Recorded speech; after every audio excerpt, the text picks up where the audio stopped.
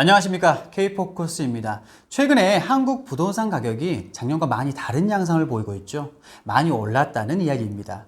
주택을 보유하고 계신 분들도 나름대로 고민이 많고, 주택이 없으신 분들도 고민이 많으실 겁니다. 더군다나 다주택자 분들은 세금 문제로 더욱더 복잡할 것이고, 무주택자 분들은 이런 시기에 집을 사야 할까라는 고민을 하고 계실 거라 봅니다. 이렇게 급등하는 부동산을 두고 정부에서는 고점 경고를 계속하고 있습니다. 지금의 부동산이 2008년 서브프라임 경제위기 때와 비슷하다, 지금이 고점이다, 이런 식으로 정부에서 경고를 주고 있는데, 과연 한국 아파트는 정말로 전 세계 다른 나라와 부동산 가격을 비교해서 비싼 것인지 꼼꼼하게 체크해보고, 지금의 상승세는 꺾일지 아니면 계속 오를지 부동산 가격도 함께 체크해보겠습니다. 최근에 홍남기 경제부총리가 연이어서 서울 아파트 가격이 금융위기 수준이다 라고 강조하고 있습니다.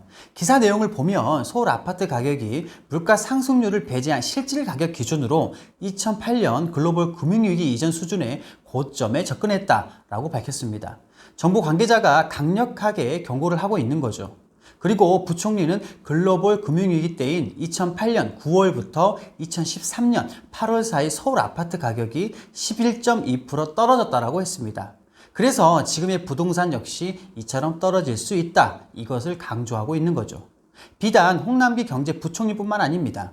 도규산 금융위원회 부위원장은 기준금리 인상에 대비해야 한다면서 부동산 시장에 검은 먹구름이 다가오고 있다라고 말했습니다. 정부 여러 부처에서 부동산 고점을 경고하고 있는데, 이것을 비웃기라도 하듯이 서울 부동산 가격은 계속해서 오르고 있습니다. 서울 아파트 평균이 7억 정도였는데 현재는 10억을 넘어섰습니다. 구체적으로 보면 7억 정도 오른 강남구 역삼동의 역삼 레미안, 동작구 상도동에 있는 이수 브라운스톤, 노원구 상계동 수락 리버시티 3단지 모두 상승폭이 가파른 상황입니다. 정부에서는 최근에 새로운 정책을 발표했죠. 15.7조 원 규모의 코로나 부양책을 발표했습니다. 코로나 상생 국민지원금, 저소득층 소비 플러스 자금, 소상공인 피해 지원 자금, 상생 소비 지원금 등 여러 가지 명목으로 국민들에게 돈을 나눠주고 있습니다. 작년에도 재난지원금이 지급되었었죠. 이때 당시에 소비자 심리지수, 소매 판매지수, 서비스 생산지수, 이 모든 것들이 상승했던 적이 있었습니다. 정부는 또다시 국민들에게 돈을 뿌리고 있습니다. 그러나 이렇게 돈을 뿌리면 경제지표는 좋아지게 되지만 반대로 시중의 통화량이 증가되기 때문에 부동산 가격은 상승될 수밖에 없습니다. 이제 여러분, 이런 생각을 하셔야죠. 정말 한국의 아파트는 비싼 것일까? 아니면 거품일까? 아니면 고점일까? 코로나 경제위기 이전에 이런 얘기를 들어보셨을 겁니다. 한국 아파트가 비싸긴 한데 다른 나라에 비하면 저렴한 편이다. 그렇다면 다른 시각으로 한번 살펴보죠. 코로나 이후에 한국의 부동산은 엄청 올랐는데 다른 나라와 비교하면 어떨까요? OECD 홈페이지에 가면 세계 여러 나라의 부동산 가격이 상세히 나와 있습니다. 지표를 살펴보면 사우디아라비아, 이탈리아를 제외한 모든 국가의 부동산 가격이 상승했습니다. 2015년부터 지금까지 한국은 100점을 기점으로 10점이 올랐고 미국은 50점이나 올랐습니다. 한국의 부동산 가격 상승률은 오히려 OECD 국가 하위권에 속해 있습니다. 터키나 헝가리처럼 훨씬 많이 오른 나라도 있고요.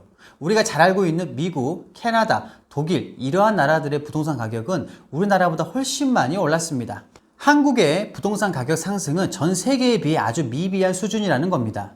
물론 우리나라의 부동산이 저렴하다는 의견은 절대 아닙니다.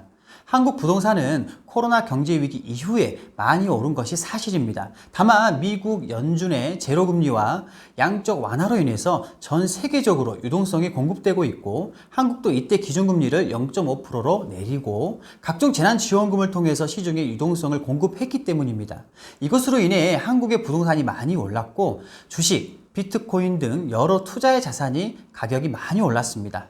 저는 부동산 가격 상승은 우리나라뿐만 아니라 전 세계에 나타나는 공통된 현상이며 심지어 상승폭이 우리가 높지 않다는 것을 다시 한번 강조하겠습니다. 최근에 미국에 이런 발표가 있었죠. 미국의 주택가격 발표 내용 중에 케이스실러라는 주택가격 지수에서 34년 만에 최대폭의 증가율을 기록했다고 합니다.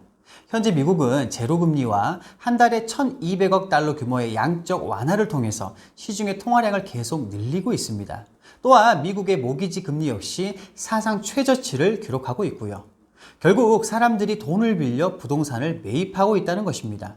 그리고 최근 미국의 목재 가격, 철강 가격이 급등하고 있는데 이것은 주택의 원재료 가격이 급등하고 있는 것이고 그로 인해 주택 가격 또한 오를 수밖에 없는 것입니다. 그리고 코로나로 인해서 사람들이 일터로 복귀를 안 하고 있습니다. 즉, 주택을 지을 수 있는 사람들이 부족하다는 것이죠. 이것은 인건비 상승으로 연결되면서 주택 가격 상승을 부추기고 있습니다. 미국 부동산 가격 상승이 쉽사리 진정될 것 같지는 않습니다. 그렇다면 한국의 부동산은 앞으로 어떻게 될까요? 현 정부 들어서 재건축, 재개발을 막으면서 서울을 비롯한 수도권의 신규 공급이 거의 없었습니다. 정부는 세금을 통해서 부동산 가격을 통제하려 했습니다. 헌데 이런 규제 정책은 오히려 다주택자들의 매도를 막는 결과를 가져왔습니다. 하지만 최근에 서울시장이 바뀌고 정부의 정책 기조도 조금씩 바뀌면서 재개발 사업이 잇따라 발주되고 있습니다. 이미 상반기 때에는 여러 지역의 정비 사업이 수주되었습니다. 앞으로는 더욱더 재개발, 재건축은 추진될 것이라고 보고 있고요. 다만 이런 급격한 재건축 확산은 전세가 상승을 가져옵니다. 재개발이 추진되면 원래 거주하던 원주민은 그 주변 지역에서 전세를 구해야 합니다. 이러한 전세 수요가 전세 가격의 상승을 불러올 것입니다. 그러면 매매가와 전세가 사이의 갭이 줄어들죠. 그러면 사람들은 투자 수요를 더욱더 불러일으킵니다. 최근 서울 아파트 전세시장 공급 부족 지수가 15주 만에 최고치를 기록했다고 합니다. 이것으로 볼 때 하반기에 단기적 부동산 가격 상승은 피할 수 없을 것으로 예상됩니다. 오늘은 하반기 부동산 가격 전망을 해보았습니다. 금리, 미국 주택 가격, 정부의 공급 정책 변화 등 여러 부분을 살펴보았습니다. 최근 정보인지 자부인지 모를 정도로 많은 이야기가 들립니다. 이럴 때일수록 본인이 직접 찾아보고 공부하는 습관을 기르시길 바랍니다. 감사합니다.